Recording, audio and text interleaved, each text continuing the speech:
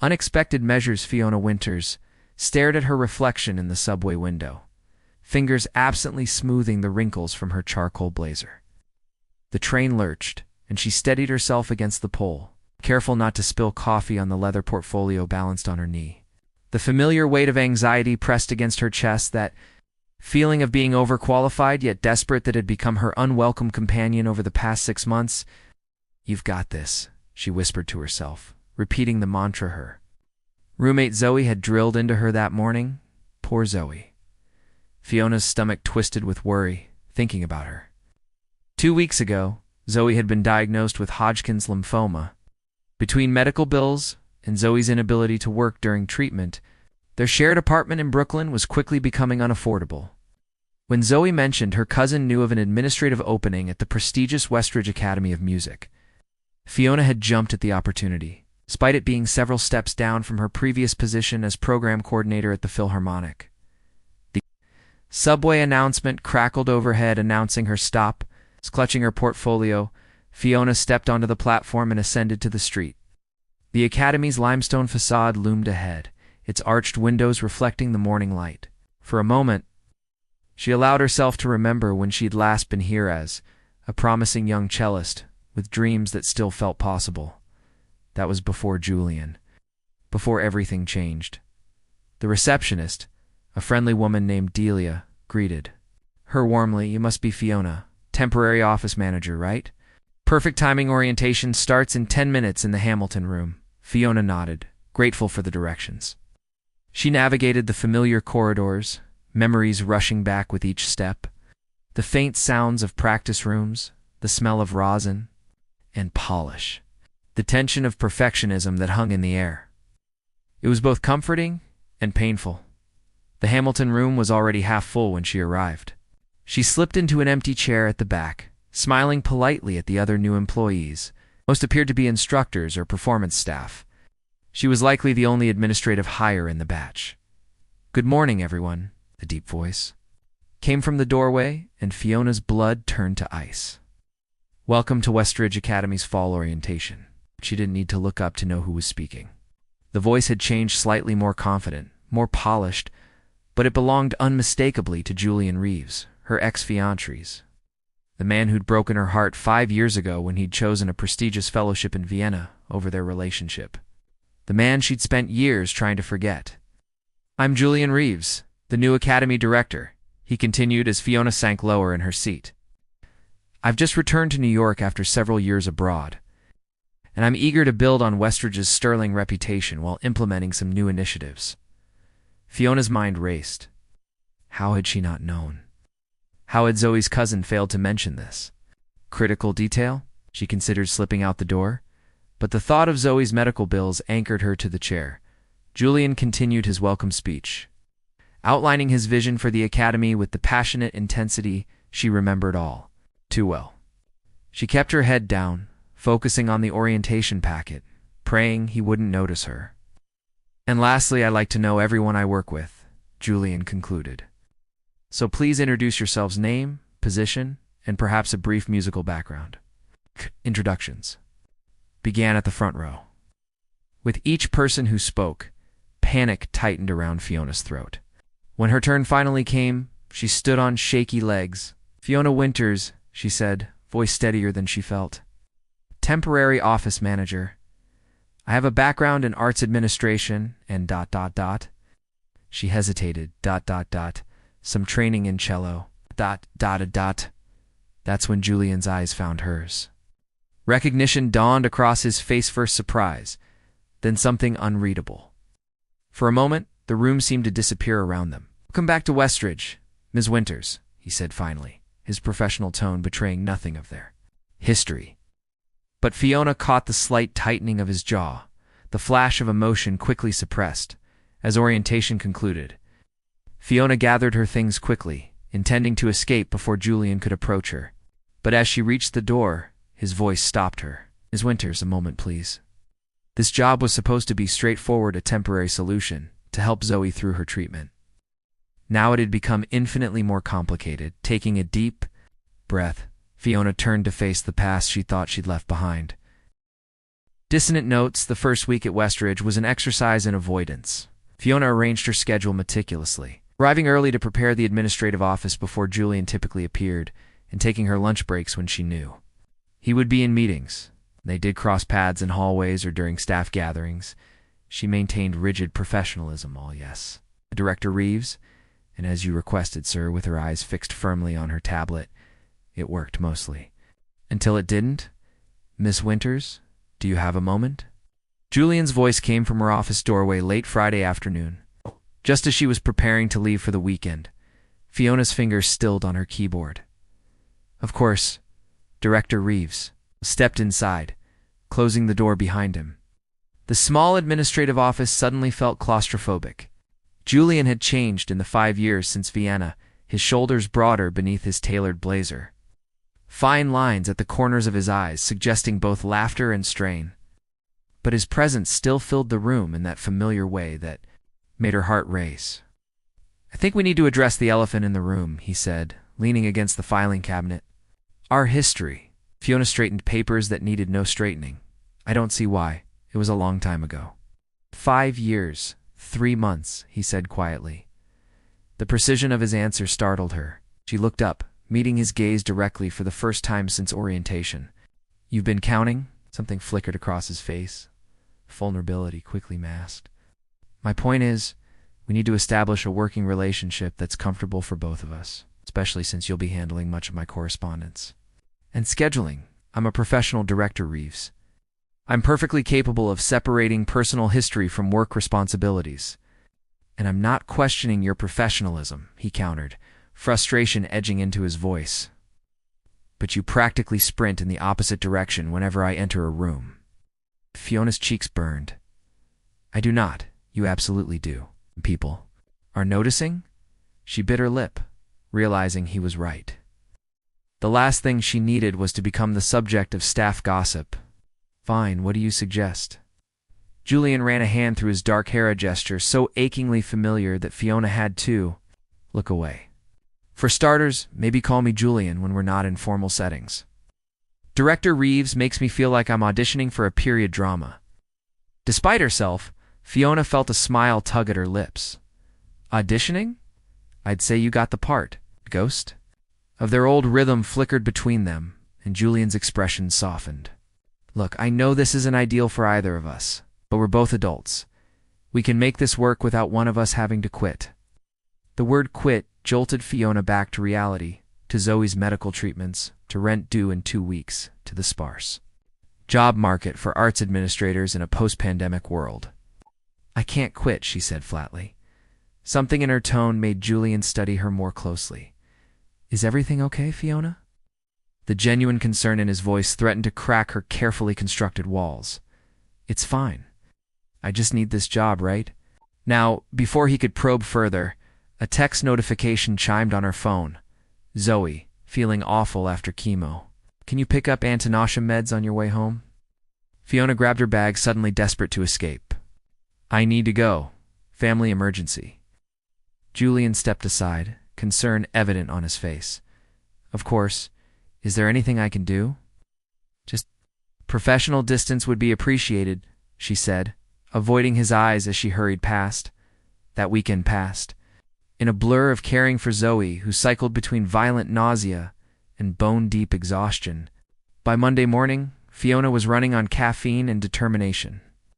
Dark circles beneath her eyes as she tackled the mountain of enrollment paperwork on her desk.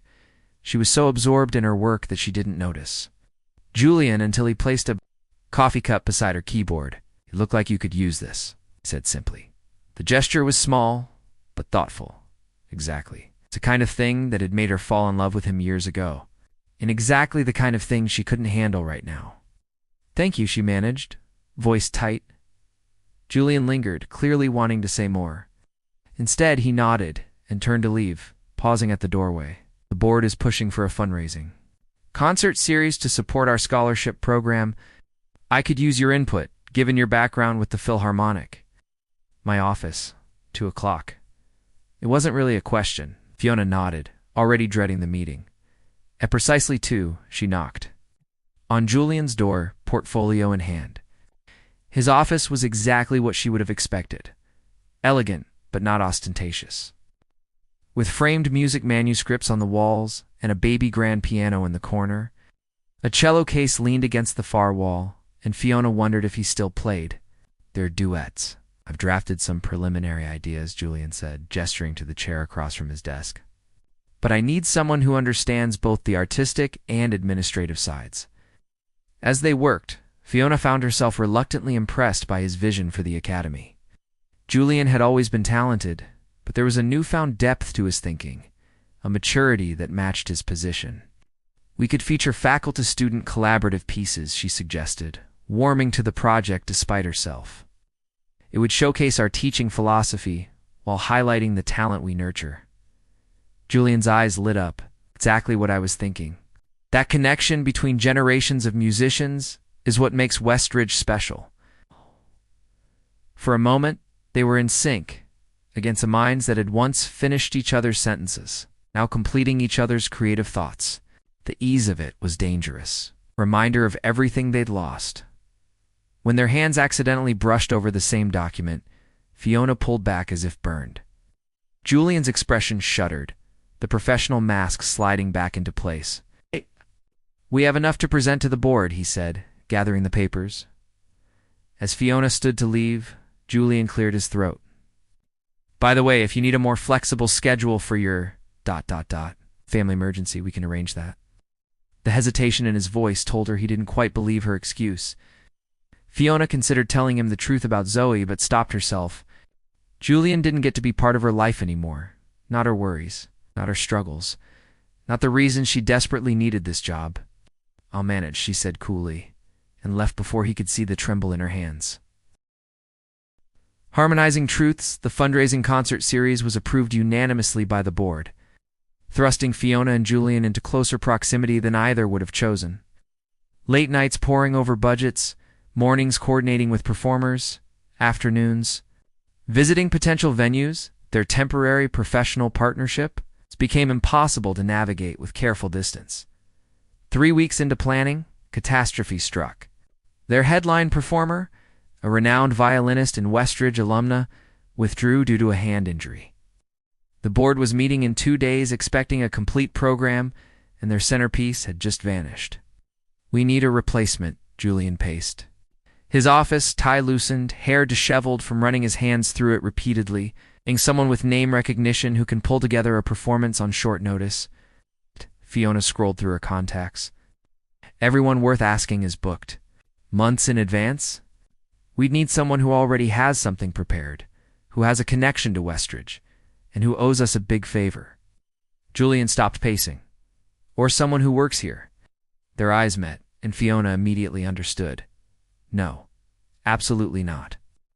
The Brahms cello sonatas, Julian said, moving toward the piano. We performed them at Tanglewood that summer. You were magnificent. It was years ago. I haven't performed professionally since us, he finished quietly. I know, the unspoken history hung between them. After their breakup, Fiona had abandoned her performance career, channeling her musical knowledge into administration.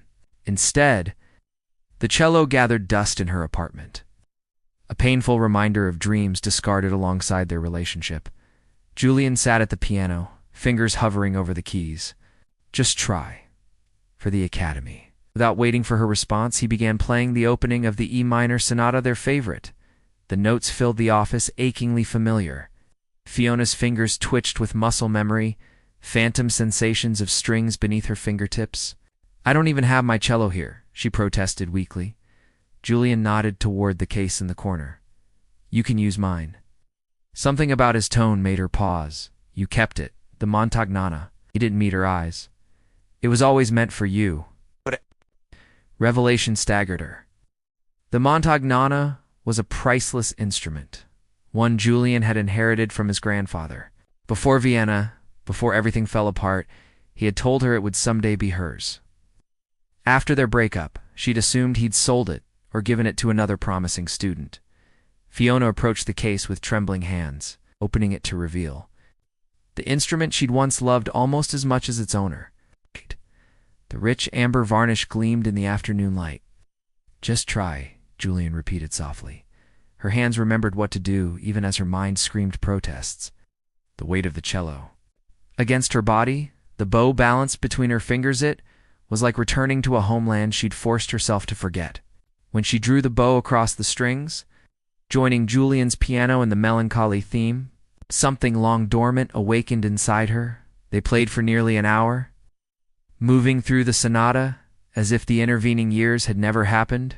When the final notes faded, Fiona found tears streaming down her face. "We still have it," Julian said quietly. "The connection." She carefully returned the cello to its case. Musically, perhaps. Not just musically. Julian moved from the piano bench to stand before her. "It's Fiona. We need to talk about Vienna, about what really happened. There's nothing to talk about. You chose your career over us. End of story." Julian shook his head. "That's not what happened." "Was there," Fiona snapped. "Years of hurt rising to the surface. Got the fellowship and said you couldn't turn it down. That we were too young to make commitments. Long distance would hold both of us back. I said those things because you told me you wouldn't come with me." Julian's composure cracked. "You said your career was finally taking off in New York. That you couldn't leave the Philharmonic opportunity." Fiona stared at him. "It's not I never," she stopped, memories rearranging themselves. "I said I couldn't leave immediately. That I needed 6 months to fulfill my contract. I was going to join you after." Julian's expression shifted from frustration to confusion. "That's not what your email said." "What email?" "The one where you said you'd been offered the permanent position with the Philharmonic, that New York was where you needed to be, that we wanted different things." Fiona sank into a chair, mind racing. The silence between them throbbed with implications. Julian leaned against the piano, looking shaken. "Then who did?" "Check your phone," she said suddenly. Ow. "Do you still have it?" He pulled out his phone, scrolling back through years of emails. When he found it, his face paled. He handed the phone to Fiona. The message was indeed from her email address, but as she read the cold, career-focused words allegedly from her younger self, she felt sick. "I didn't write this. It's Julian. I swear I didn't write this." "Then who did?" The answer hit them simultaneously. "Professor Harrington." They said in unison. Thomas Harrington, Julian's mentor, and the previous academy director, the man who had lobbied hard for Julian to accept the Vienna Fellowship, who had warned Fiona that she would hold Julian back, who had manipulated them both with well-placed doubts and strategic advice. "He wanted you in Vienna," Fiona said. "Slowly, he must have somehow accessed my email and told me it was your decision," Julian finished, while telling you it was mine. The weight of 5 wasted years descended upon them. 5 years of anger and hurt, of paths diverted and dreams abandoned dull because of someone else's interference. "I would have waited for you," Julian said hoarsely. "If I'd known that's what you wanted." Fiona closed her eyes, overwhelmed by grief for what might have been. "I would have joined you in Vienna." I had already started learning German. When she opened her eyes again, Julian was kneeling before her, his hands tentatively covering hers. "Fiona, I am so sorry. Should have questioned it. I should have called, should have demanded to speak with you directly, and I should have done the same," she admitted. "But I was so hurt, so convinced you'd chosen your career over us, that I refused all contact." Outside the window, dusk had fallen. They had missed dinner, missed meetings, missed 5 years of each other's lives because of pride and manipulation. "Will you play with me?" Julian asked finally. "For the fundraiser?" It wasn't forgiveness, not yet, but it was a beginning. Fiona nodded, the barest hint of a smile touching her lips. "For Westridge and for Zoe." Zoe. The name slipped out before she could stop it. Taking a deep breath, Fiona decided it was time for the whole truth. "My roommate, she has cancer. That's why I needed this job so badly, to help with her medical bills and rent while she's in treatment." Understanding dawned on Julian's face. "The family emergency." "The anti-nausea medication." Fiona nodded. "She starts another round of chemo tomorrow." Julian squeezed her hands gently. "Then we should get you home. And tomorrow, we'll start rehearsing." For the fundraiser, for Westridge, and maybe for us. As they gathered their things to leave, the Brahms sonata still echoed in the empty office. A melody of loss and rediscovery, of truths finally harmonized after years of discord. Broken melodies mended the 2 weeks leading up to the fundraiser passed in a whirlwind of rehearsals, logistics, and cautious reconnection. During the day, Fiona maintained her administrative duties while Julian juggled his directorial responsibilities. In the evenings, they met in the Academy's recital hall, coaxing the Brahms sonatas back to life with each practice session. Their musical partnership flourished immediately, as though their instruments remembered each other even when they struggled to navigate their personal relationship. But the personal side was evolving too carefully, tentatively. With the weight of misunderstanding gradually lifting, one evening, as they packed up after rehearsal, Julian asked the question he'd been holding back. "How is Zoe doing?" Fiona tucked a strand of hair behind her ear, a gesture Julian remembered from years ago. "Better, actually. This round of treatment seems to be working. The oncologist is cautiously optimistic." "I'd like to meet her sometime," Julian said, then immediately backtracked. "That would be okay. I just mean she's important to you." So, double quotes. Fiona studied him, weighing something in her mind. "Actually, she's been asking about you. Apparently, I mentioned you enough over the years that she's curious." The admission that he had remained present in her thoughts, even during their separation, hung between them, delicate and significant. "You talked about me? It's usually when cursing your name," Fiona said with a half-smile. "But yes, it was impossible not to. You were such a huge part of my life." Julian's expression grew serious. "I never stopped thinking about you either. Even in Vienna, surrounded by everything I thought I wanted, something was missing." He hesitated, then added, "Someone was missing." Fiona busied herself with the cello case, unsure how to respond. Finally, she said, "Zoe's having a good day tomorrow. If you wanted to come by after rehearsal, I'm making her favorite curry." It was a small invitation, but Julian recognized the magnitude of the gesture. "I'd like that very much." The next evening found Julian standing outside Fiona's Brooklyn apartment, a bouquet of sunflowers in one hand and a bottle of non-alcoholic sparkling cider in the other, remembering Fiona had once mentioned that alcohol interfered with many cancer medications. Zoe turned out to be a vivacious woman with a shaved head she decorated with intricate henna patterns. Despite her illness, her energy filled the small apartment. She studied Julian with undisguised curiosity. "So you're the famous Julian," she said after introductions. "The one who broke Fee's heart and made her give up the cello?" "Zoe," Fiona exclaimed, mortified. Julian set down his gifts. "It's okay. She's right, even if I didn't know that's what I was doing at the time." He turned to Zoe. "But I'm hoping to make amends for both." Zoe's expression softened slightly. "Well, she's playing again, so that's a start. She smiles more these days. Which is a nice change from the human thundercloud I've lived with for the past year." "I do not," Fiona began, then laughed despite herself. "Okay, maybe I've been a bit intense lately." Zoe raised an eyebrow. "Honey, you color-coded our spice rack during a 3 a.m. anxiety spiral last month." The evening unfolded with surprising ease. Over dinner, Zoe shared embarrassing stories about Fiona, while Julian countered with tales from their conservatory days. By dessert, the three of them were laughing together as if they'd known each other for years. When Zoe excused herself to rest, claiming fatigue, the knowing look she shot Fiona suggested her retreat was at least partially strategic. Left alone, Julian helped Fiona clear the dishes, their movements around the small kitchen developing a comfortable rhythm. "Thank you for inviting me," Julian said as he dried a plate. "Zoe is remarkable." "She is," Fiona agreed. "She's the reason I survived after ... everything.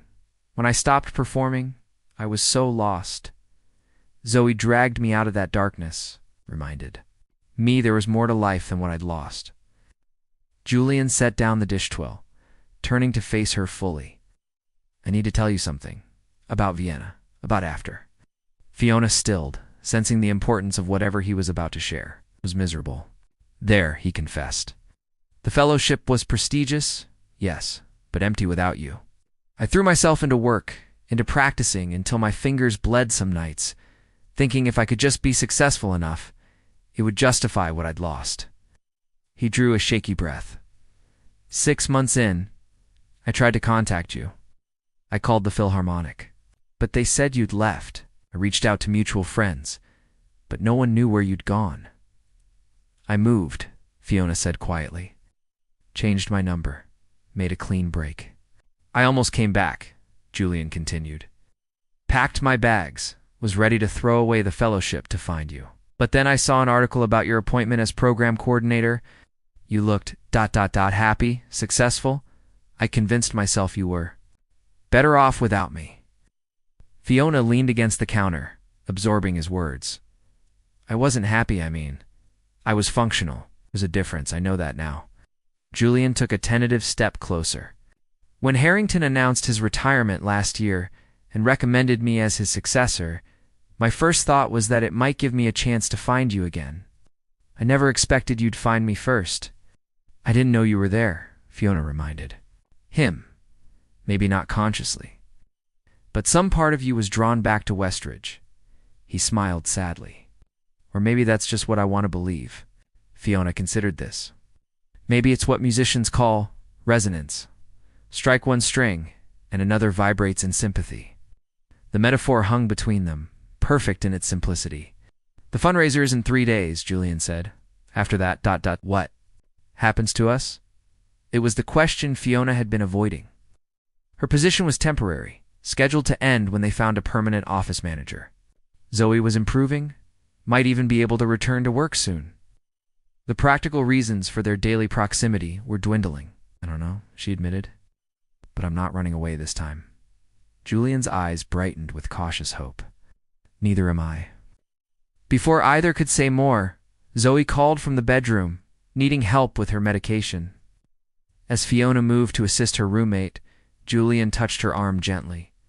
For what it's worth, he said softly, I never stopped loving you. It's not for a single day. The words followed Fiona as she tended to Zoe as she said goodnight to Julian at the door. As she lay awake staring at her ceiling late into the night, the truth she hadn't allowed herself to acknowledge rose unbidden in her heart. She had never stopped loving him either. The night of the fundraiser arrived with all the nervous energy of any major performance. The recital hall gleamed under carefully positioned lights filled with Westridge donors, alumni, and faculty. Backstage, Fiona smoothed the skirt of her blue concert dress, the same one she'd worn at their Tanglewood performance years ago. Now taken in slightly to fit her thinner frame, Julian appeared beside her in his tuxedo, looking as nervous as she felt. Ready? She nodded, unable to find words. This performance meant more than a fundraiser for scholarships. It was the culmination of their broken past and uncertain future. A musical conversation about everything they'd lost and found again, as they took the stage to enthusiastic applause. Fiona caught sight of Zoe in the front row, giving her a thumbs up. Beside her sat an empty chair, the seat Julian had arranged for Professor Harrington. With a program note dedicated to his invaluable contribution to their musical journey, the irony was not lost on either of them. The first notes of the Brahms filled the hall, and the world outside ceased to exist. There was only the music, only Julian's piano responding to her cello. Only the conversation between two instruments guided by two hearts finding their way back to harmony. When the final movement concluded, the audience rose in a standing ovation. Flowers appeared on stage, congratulations flowed backstage, and the fundraising goal was exceeded before midnight. By any measure, the evening was a triumph. Hours later, after the donors had departed and the maintenance staff had begun clearing the reception hall, Fiona found herself alone with Julian in the now empty recital space. We did it, she said, still riding the high of their performance. Yes, Julian agreed, taking her hands. We did, and not just the fundraiser, Fiona understood. They'd done something far more significant. They had reclaimed their music, their truth, themselves. Where do we go from here? She asked, echoing his question from days earlier. Julian smiled.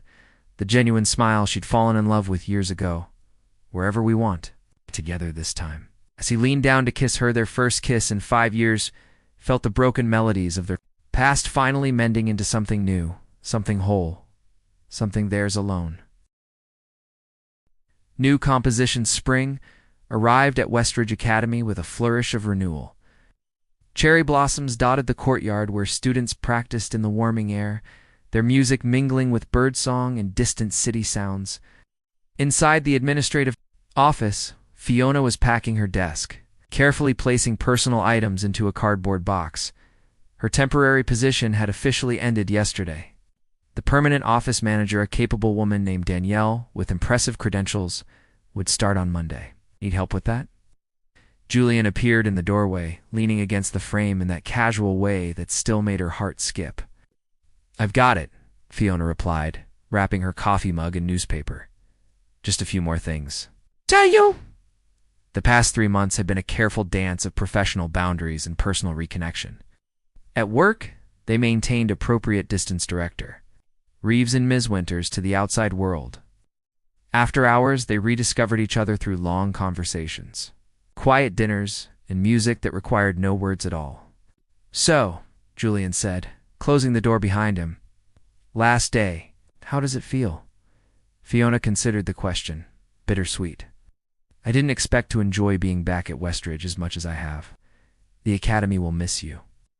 Julian stepped closer. Taking her hand, "I'll miss seeing you in these halls. You'll still see me," Fiona reminded him with a smile. "Just not here." Their relationship had progressed with deliberate slowness, both wary of rushing back into something that had once shattered them so completely. They spent weekends together, evenings at each other's apartments, but maintained separate homes and independent lives. Healing, they discovered, required both togetherness and space. Julian picked up the framed photo she'd just wrapped a snapshot of her, Zoe, and Julian at Zoe's remission celebration dinner last month. "How's she doing with the new apartment?" "Loving it," Fiona said. "The building has an elevator, which helps on her low-energy days. And her new teaching position at the community college starts next week." She's nervous, but excited. When Zoe's cancer had gone into remission, she'd insisted on moving out, claiming their apartment was getting crowded with all the meaningful glances and sexual tension. The joke held truth. Their living situation had grown complicated as Julian spent more time there. Fiona missed her friend's daily presence, the easy companionship that had sustained her through dark times. "And you?" Julian asked, setting down the photo. "How are you feeling about your new position?" Fiona's hand stilled on the packing tape. 2 weeks ago, she'd accepted an offer to become the community outreach coordinator for the New York Philharmonica, role combining her administrative experience with her renewed passion for performance. The position involved bringing classical music to underserved schools and communities throughout the city. "Excited, nervous, ready," she said honestly. "It feels right, using music to build bridges rather than just performing or managing from." Behind the scenes, Julian nodded, understanding in his eyes. "The students you've been mentoring in the after-school program are devastated you're leaving. Especially Ramona. She's been practicing that batch suite relentlessly, hoping to impress you one last time."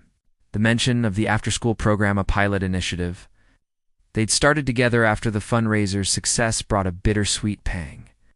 What had begun as Julian asking for Fiona's occasional help with promising cello students had evolved into a structured mentorship program. Discovering her love for teaching had been an unexpected gift of these past months. "I told Ramona I'd still attend her recitals," Fiona said. "They're special kids. They're special kids." Julian checked his watch. "Speaking of which, I should head to the rehearsal hall. The spring showcase is in 2 weeks, and the string section is still struggling with the DVOK." Before he could leave, Fiona caught his hand. "Wait, there's something I need to ask you." The seriousness in her tone made Julian pause. "Is it?" Fiona took a deep breath. "My new position. It involves some travel, regional outreach, performances in surrounding states. Not constantly, but regularly." Julian's expression remained carefully neutral. "I see. Your work here keeps you busy, especially with the expansion plans for next year." She squeezed his hand. "We'll be in the same city, but with competing schedules, different priorities. Fiona, Julian began, a hint of alarm in his voice. If you're worried about us, I'm not worried, she interrupted. I'm being practical. Last time, distance and competing careers tore us apart. I don't want to make the same mistake. It won't be like last time, Julian said firmly. We're different people now. We've learned from our mistakes. I agree, Fiona said, surprising him. Which is why I think we should move in together. Blinked, processing her words. You want to live together? Yes, because this time, I want coming home to you to be the constant in my life, no matter where work takes either of us. She met his gaze steadily. What do you think? A slow smile spread across Julian's face. I think my lease happens to be up next month. Convenient timing, Fiona teased. Very. Julian pulled her close, his expression growing serious again. But are you sure? After everything I'm sure about you, she said simply. The rest we'll figure out together. His kiss was answer enough deep. And certain, a promise sealed later that afternoon, as Fiona carried her box of belongings through the academy courtyard. Spring sunshine warming her face, she felt a peculiar sense of completion. 5 months ago, she'd entered these gates dreading the sight of Julian Reeves. Now she left them looking forward to building a life with him. Her phone buzzed with a text message from Zoe. Did you ask him yet? Don't leave me in suspense. Smiling. Fiona typed back. He said yes. Help me apartment hunt this weekend. Zoe's reply came instantly. Absolutely. As long as I get veto power on any place with walls too thin for my sanity when I visit. Laughing, Fiona slipped her phone away as she approached the subway entrance. The Montagnana Cella now officially hers after Julian insisted on transferring.